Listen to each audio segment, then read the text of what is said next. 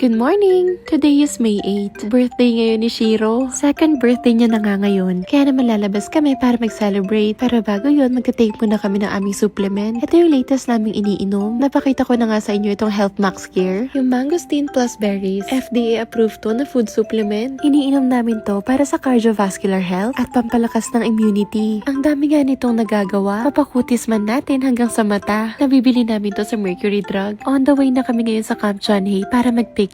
Naalala nyo na nag-celebrate din kami ng first birthday ni Shiro? Nag-picnic din kami noon. Ang bilis, no? Buntis pa ako noon. Ngayon nga, 2 taon na siya. Anyway, marami nagtatanong about kay Shiro kung bakit hindi ko na siya laging napapakita sa vlogs. Nabanggit ko na nga ito before pero uulitin ko ulit para sa mga hindi nakapanood noon. Noong dumating kasi si Amanda, after ilang weeks, napansin namin na grabe yung halak niya at hindi talaga siya nawawala. Pabalik-balik kami noon sa doktor niya at isa nga sa mga sinabi ng pedya, possible cause daw ng allergy ni Amanda ang mga triggers like balahibo ng aso, alikabok, stuffed toys at iba pang allergens habang tinitingnan namin kung ano talagang trigger. As a mom, syempre uunahin ko ang health ng baby ko. Dahil doon si Shiro, nagstay muna sa bahay ni na Kevin. And honestly, sobrang na-spoil siya doon. Baby na baby siya ng tita ni Kevin at ng papa niya. Sobrang love na love talaga nila si Shiro kasi ganoon talaga sila sa mga aso. Hanggang sa mas naging comfortable na rin si Shiro doon. Pero gusto ko lang linawin ha, hindi namin siya pinabayaan or nineglect. Pupuntahan namin siya, binibisita, and okay na okay siya. Hindi lang talaga kailangan naka-vlog para mapatunayan yun. Siguro kung naging magulang din kayo, maintindihan ninyo yung hirap ng pagpili between protecting your child's health and handling everything with your pets. Hindi madali. Alam nyo naman, chow-chow si Shiro. Kaya talagang grabe din maglagas yung kanyang mga balahibo. O ayun, sometimes love also means making the decision na mas okay para sa lahat. So ayun nga, mabalik tayo dito sa picnic namin. Hindi lang din to celebration ng birthday ni Shiro, kundi bonding na rin na magpinsan na si Amanda tsaka sila Naya. 1 month pa nga lang itong pinsan ni Amanda. At ngayon lang siya lumabas. So kaya din kami nag-set ng picnic para makapagkita-kita. Dito na lang din kami nagpunta sa John-Hay para hindi masyadong crowded at saka open space. Mas makakapaglaro at makakatakbo si Shiro.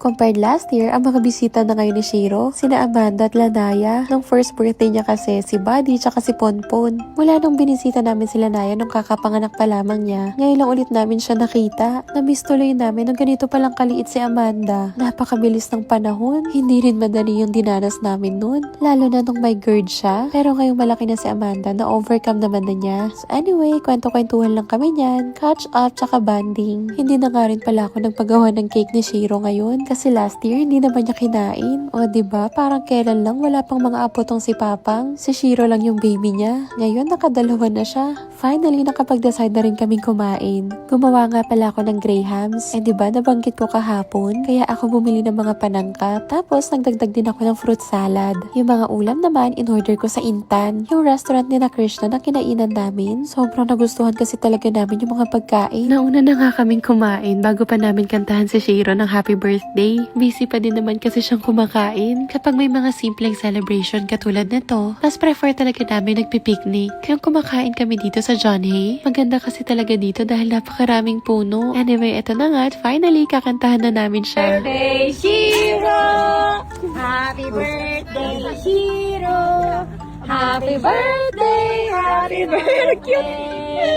Happy birthday Shiro! Yeah! Pagkatapos namin kumain lahat, nagligpit na rin kami ng mga kinainan tsaka mga kalat. And then, ayun, nagpicture-picture din. More kwentuhan pa. Kasi after nito, hindi na namin alam kung kailan ulit yung next picnic. Mukha namang nag-enjoy din si Shiro. Nahiga-higa nga siya dyan sa lupa. Napakabilis niyang madumihan dahil nga kulay puti. And alam nyo ba, dahil madalas nga niyang kasama sa bahay ni na tita yung mga labrador, nahawa na din siya sa ugali nila. Grabe, sobrang bait niya na talaga. Kumbaga parang kahit kanino sasama siya. Walang bahid ng pagka-chow-chow. After ng picnic namin, umuwi na rin naman kami ng bahay. Fast forward nga, gabi na nito. At nakasanayan ko na nga na bago matulog, nagpapamasahe ako kay Kevin. Heto nga at bumili na kami ng mas malaki na hap lotion. From Health Max Care din ito. This is a soothing lotion na may mangosteen at malunggay. Natatanggal nito yung mga sakit-sakit ko sa muscles, yung ngalay ko sa likod, at yung ngawit ko sa kamay sa kabubuhat kay baby. Napakasarap ng tulog ko dahil nga nare-relax yung aking mga muscles. At kung nakita nyo na nga para pang matagalan, bumili na ako ng pinakamalaki. Mabisa talaga tong soothing lotion na to sa kahit anong sakit. Kaya kung ako sa inyo, subukan nyo na din. Anyway, hanggang dito na lang muna. Bye!